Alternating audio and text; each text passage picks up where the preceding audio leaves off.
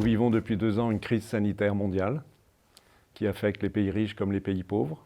Elle a perturbé l'économie de l'ensemble de la planète et elle a modifié la perception que nous avons de nos relations les uns avec les autres. Elle a généré un très grand nombre de peurs, comme toujours en situation de crise. Dans une telle situation, il est évident que la science et sa mise en action, donc la recherche scientifique, joue un rôle absolument essentiel parce qu'elle permet, même si ce n'est pas un processus simple et linéaire, de combattre les peurs. Ce n'est pas complètement simple parce que par définition, nous sommes dans un champ où la recherche aboutit à des résultats de façon quasi hebdomadaire.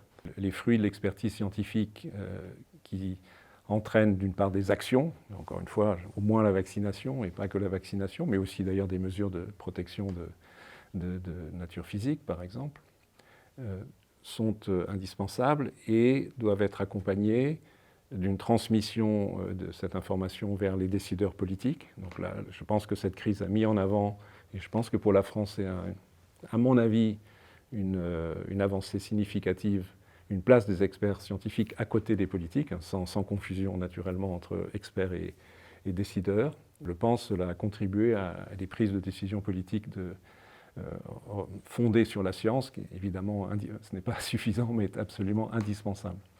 Et l'autre front, si je puis dire, pour faire reculer la peur et les visions irrationnelles déclenchées par des événements aussi critiques, c'est bien évidemment les médias. Il peut y avoir des divergences d'analyse. Je ne parle pas de divergences d'opinion. Là, on n'est plus dans la science, on est dans le fait que malheureusement certains, y compris certains scientifiques, sont amenés à propager dans les médias de fausses nouvelles, disons les choses comme elles sont, qu'il faut aussi combattre. C'est un autre front, c'est un front indirect, des scientifiques contre des pseudo-scientifiques, je vais dire les choses ainsi. Et puis il y a un prolongement, je l'espère, que l'on pourrait tirer en termes de leçons de cette crise, bien qu'elle ne soit pas encore terminée, mais on peut quand même réfléchir à la suite.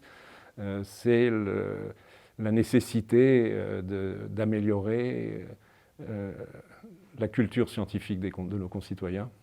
Évidemment, Estro-Odéon est un des endroits où cela peut se faire, mais cela concerne les adultes, mais aussi les enfants, bien évidemment, et donc la place d'une meilleure formation à la compréhension d'enjeux scientifiques. Et il me semble que l'on devrait être dans une situation, le jour où cette crise sera à peu près sous contrôle, de pouvoir développer une meilleure capacité de réponse d'une société face aux peurs irrationnelles qui sont immanquablement induites par une crise comme celle-ci et comme il y en aura forcément d'autres à l'avenir.